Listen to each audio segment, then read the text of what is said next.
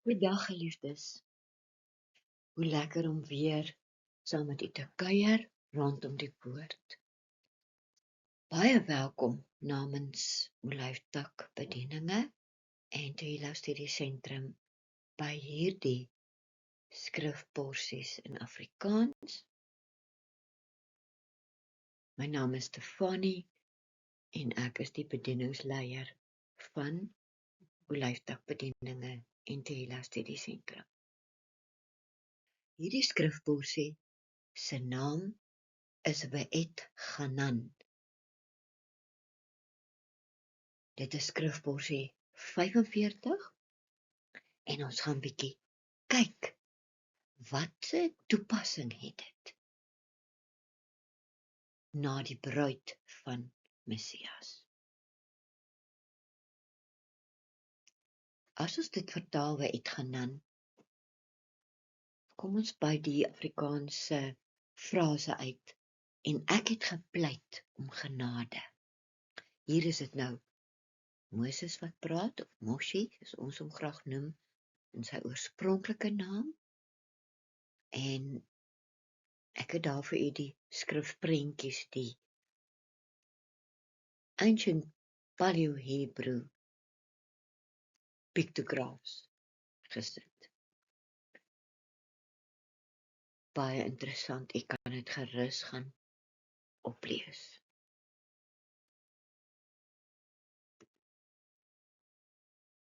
In hierdie leesgedeeltes vir die week sien ons lees uit Deuteronomium 3 tot 7. In die profete lees ons Jesaja 40 en in die goeie nuus lees ons uit Markus 12 en 1 Timoteus 2.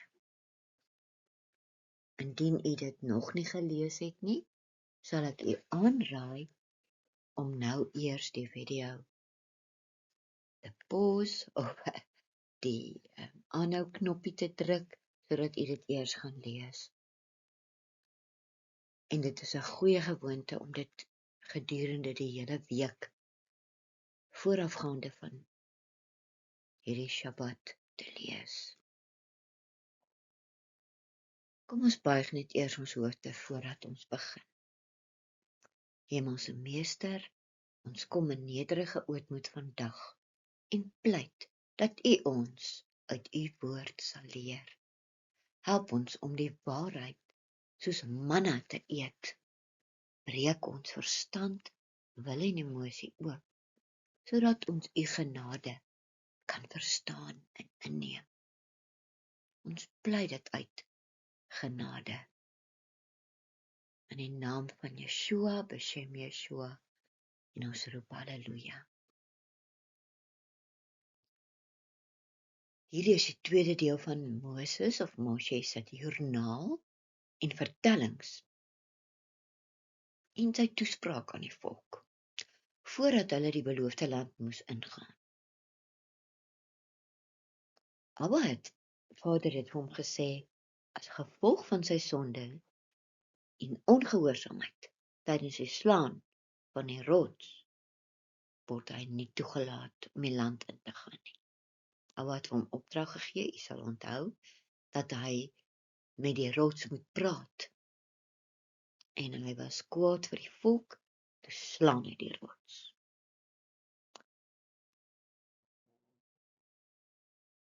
Aaron is al oorlede, en nou pleit Moshe by Abba, dat hy wil graag die beloofde land ingaan. Hy pleit by Be'et Hanan, El Adonai, Ba'et Abi.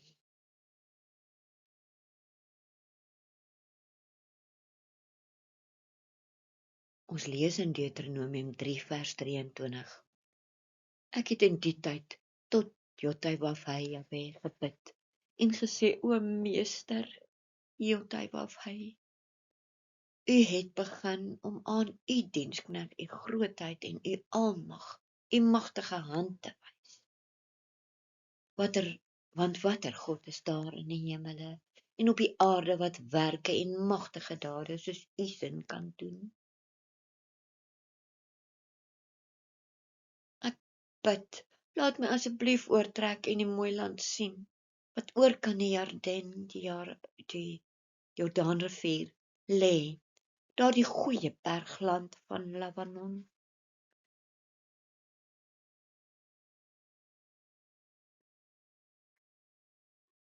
Vers 26, maar Jahwe Adonai was kwaad vir my, as gevolg van julle, en wou nie na my luister nie. Jahwe het vir my gesê, genoeg, moenie verder met my oor hierdie saak praat nie. Klim op na die top van Pisga, dit is 'n groot hoë berg, huidig in Jordanië, en slaan jou oë op na die weste, na die noorde, na die suide en na die ooste, en neem dit waar met jou oë, want jy sal nie oor hierdie Jordaan gaan nie, maar stel Joshua soos ons hom ken, aan, bemoedig en versterk hom, want hy sal voor hierdie volk uit deurtrek, en hy sal julle die land wat jy sal sien as erfenis gee. So het ons gebly in die vallei oorkant Beit Peor. Die Hebreëse woord wat hierbo in vers 23 gebruik word, is Ganan, met die ouer stamwoord van 2 letters, Get en Nun, Sofiet. Die Hebreëse woord is dus Gen. Hier wil ons net noem dat dit ook hierdie week Tish B'Av, die 12 en 13de Augustus was. Dit was die dag van vas en bid en pleit om genade vir Israel. En die Israelies vas en huil en pleit voor Abba. Ons noem hulle ons broer Juda. Dit is die dag waarop daar allerhande ellende Israel getref het, soos die 2 vernietigings van die tempel en baie ander ellende het hulle daardie dag getref. So hulle het daardie dag veral gepleit om genade, uiteindelik 10 dae voor die tyd al begin pleit om genade. Daar is ook vermoed dat Iran hierdie dag gaan kies om saam met sy proksies, die Hezbollahs en die Houthis, om Israel aan te val. Die porsie se naam is dus uiters gepas. Maar prys Abba se naam dat dit nie gebeur nie. Laat ons saam met en vir broer Juda bid en pleit om Abba Vader Jahwe se genade en die beskerming in die toekoms. Wat my herinner aan die woorde in Hebreëus Shomer Yisrael. Daar is 'n pragtige lied ook daaroor. Ek het hierdie pragtige prent gekry van 'n rabbi wat dit opgesit het en hy sê, we have more than advanced technology, we have God. Ek het ook 'n getuienis in een van hulle koerante gesien waar een van die Arabiere uitgeroep het, hulle God laat die missiele van rigting verander. Nou Shomer Israel beteken die beskermer van Israel. Meeste vertalings praat van die bewaarder van Israel sal nie sluimer of slaap nie. Ek het daar ook vir u die Hebreëus ingesit. Die Engels sê, see or behold, he who is guarding Israel neither slumbers nor sleeps. Hier kan jy sien, Shomer Israel. Die stamwoord gen, of dan, as u die CH sien in die transliterasie, dan weet u, dis 'n harde G-klank, gen in Afrikaans, die uitspraak, beteken meer as net genade. Dit beteken onverdiende guns en ontferming. Moshe het tog naby aan Abba geleef. Hy het van aangesig tot aangesig, het hy Abba beleef. Tog was hy ongehoorsaam by die rots van Meriba. Jy kan dit gaan lees in Numeri 20 vers 8, as u nie daardie skrifporsie saam met ons deurgegaan het nie. En nou moes Moshe die gevolg daarvan dra. Hy mag net die beloofde land sien en dit nie binnegaan nie. Hy pleit by Abba om genade, die gevolge van sy ongehoorsaamheid dra, en Abba was eintlik baie ongeduldig met hom. Ek het 'n vraag, is ons bereid om voor Abba te pleit, soos Moshe om sy onverdiende guns en genade?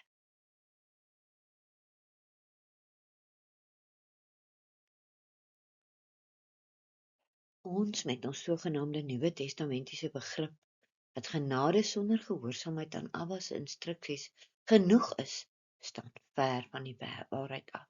En ek wil hê u moet dit vasmaak, vasknoop in die gedagte en in die brein. Genade is nie net in die Nuwe Testamentiese begrip nie. En ons verkies om nie te sê Nuwe Testament nie, maar hernuide verbond. Brit Gadesha.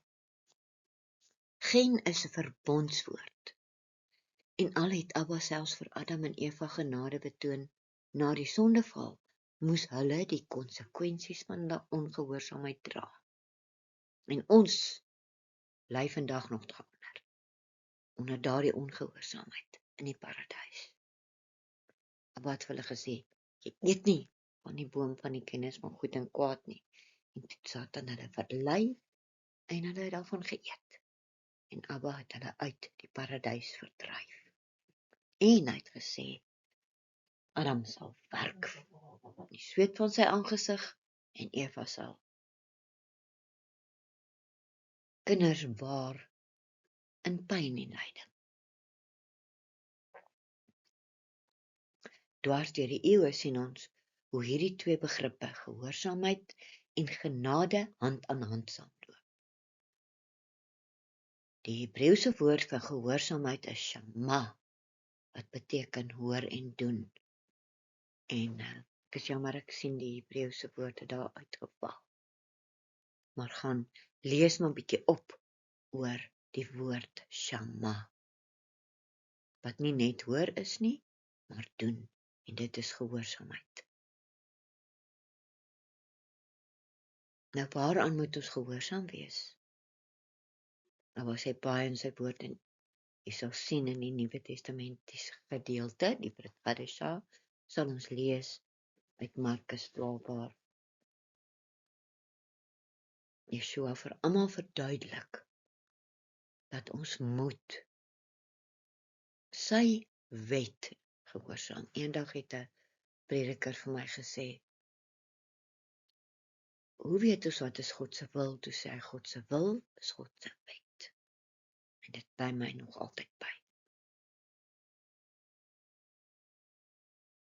So ons sien genade was nie net 'n nuwe konsep uitgedink in die sogenaamde Nuwe Testament nie. Selfs Noag het genade gevind in Abba Jahwe se oë.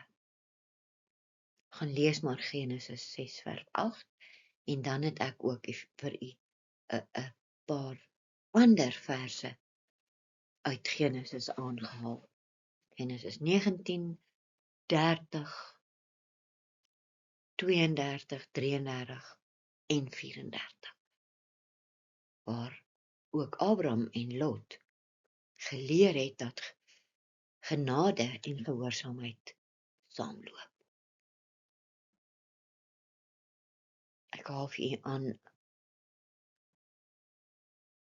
availability of gen or Hanan, that is grace, is an absolute essential element of covenant living. Ons het gesien, genade is 'n verbondswoord. If even for a second there is a possibility that there will be no grace, you see, entering into covenant is sheer folly. So ons kan nie in verbond met Abba staan as ons nie gehoorsaam is nie. Onthou, daardie twee begrippe, gehoorsaamheid en genade, albei begin met 'n G in Afrikaans, loop hand aan hand. So kan nie die een sonder die ander ontvang nie. Gaan lees gerus meer oor verbond. U kan op ons webwerf gaan kyk. Daar is 'n goeie dokument oor die verbond.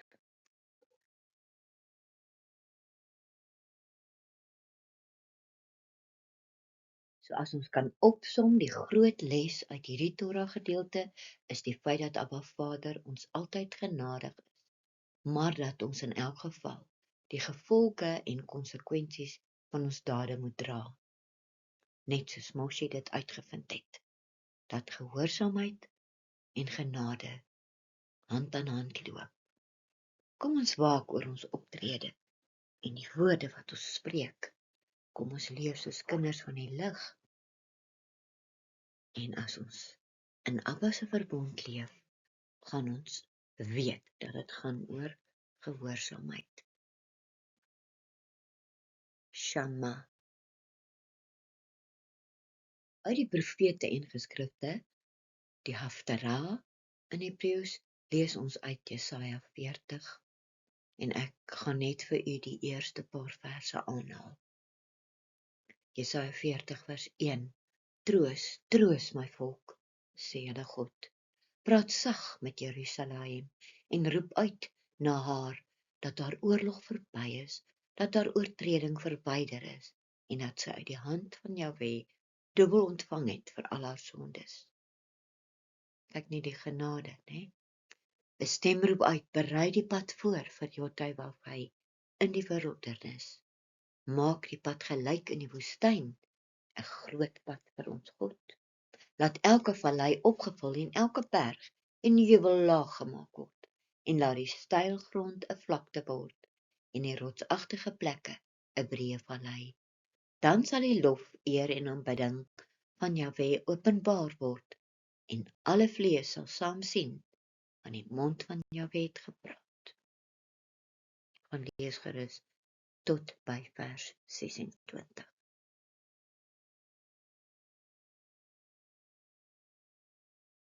Uit die goeie nuus, die Brit Gadesha, die hernuide verbond, gaan ons vir u lees uit Markus 12, vers 28. Een van die leraars van die wet wat nader gekom het en gehoor het wat hulle bespreek het, sien dan dat hy hulle goed geantwoord het en hy vra vir hom, dit is nou vir Yeshua. Watter een is die eerste opdrag van almal? Yeshua antwoord hom, die eerste van al die opdragte is luister, hoor en doen. Shama, die woord. Israel, Jahwe is ons God, Jahwe is een. En jy moet Jahwe jou God lief hê, vanuit jou hele verstand, wil en emosie, vanuit jou hele gees, vanuit al jou begrip en verbeelding, en vanuit al jou krag. Dit is die eerste opdrag. En die tweede wat net soos hy is, net so belangrik. Jy moet jou naaste lief hê soos jouself. Daar is geen ander opdrag groter as hierdie nie. En die Jode noem hierdie gedeelte die Shema. Weer hoor ons die woord hoor, luister en doen. Gehoorsaamheid. In die goeie nuus, die Brit Gadesha, lees ons ook 1 Timoteus 2 vers 4 tot 6. Ek gaan vir u van vers 1 af aanhaal. Ek vra daarom eerste van alles dat versoeke, gebede, intredes en dankgebede gedoen moet word vir die mense, konings en heersers, sodat ons 'n stil en rustige lewe kan leef, in die eerbied en respek tot God, in reinheid. Want dit is goed en aanvaarbaar voor God, ons lewegewer, wat wil hê dat die mense lewe sal hê en sal terugkeer na die kennis van die waarheid, want God is een en die middelaar tussen God en die mense, die mens Yeshua. Die gesalfde een is een. Hy wat homself gegee het as 'n losprys vir elke persoon. 'n Getuienis wat op die bepaalde tyd gekom het, waarvan ek aangestel is as verkondiger en afgevaardigde. Ek praat die waarheid. Ek lieg nie. Dat ek die leermeester van die ander nasies is, in vertroue van die waarheid. Hierdie was Shaul of Paulus wat gepraat het, en hy praat met Timoteus in 1 Timoteus 2. Nou, tydens hierdie porsie het ek vra wat u self vir u kan antwoord, u kan dit neerskryf, en dit is belangrik sodat ons kan toepas wat ons geleer het. Waar kry ons 'n skrifverwysing oor ons optrede en dade? Ons eintlik gevra het oor gehoorsaamheid. Dan vir vraag 2 gee 'n skrifverwysing wat na ons woorde en dit wat ons sê verwys. En dan die derde vraag, verloor ons saligheid indien ons ongehoorsaam is aan Abba Vader? Dan kan u vir ons 'n skrifverwysing daar gee. En ek wil u net troos dat ons definitief nie ons saligheid verloor nie, as ons name in die boek van die lewe geskryf is. En as ons toegedek is met die bloed en dat Yeshua ons verlosser is, verloor ons nie ons saligheid nie, maar ons moet die konsekwensies van ongehoorsaamheid dra. En daar is ook sonde wat tot die dood lei. Jy kan gerus daaroor gaan navorsing doen. Mag Abba u genade gee om in gehoorsaamheid te loop. As hy ons 'n opdrag gee, doen die skrifporsies, lees die Torah, dan moet ons dit doen. Dan moet ons gehoorsaam wees.